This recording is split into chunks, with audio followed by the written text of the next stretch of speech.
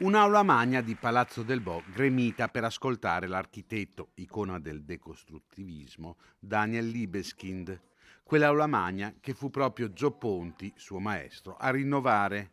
Una lezione organizzata dal Dipartimento di Pedagogia per raccontare la memoria guardando al futuro. The young people are interested in what will happen to them in time, what will happen to the cities, È to the molto world. importante il concetto della memoria, il concetto del ricordare, soprattutto con l'avvento delle nuove tecnologie che rendono più semplice, più facile distorcere quella che è la realtà della memoria dei ricordi. Quindi io credo che i giovani devono essere guidati e a capire quello che è l'importanza, soprattutto per il futuro della memoria del ricordo. L'architetto Libeskind conosce Padova, qui ha avuto anche un antenato, dice, nel XVI secolo e qui è realizzata la sua opera Memoria e Luce, un monumento in memoria delle vittime degli attentati delle Torri Gemelle.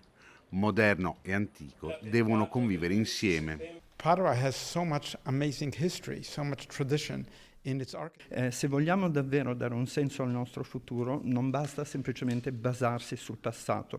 Per essere veramente, genuinamente contemporanei, bisogna far sì che questo passato si fonda con il futuro e crei questa luce veramente universale che rende Padova quella And the grande future, città che è. which really gives the life of people today.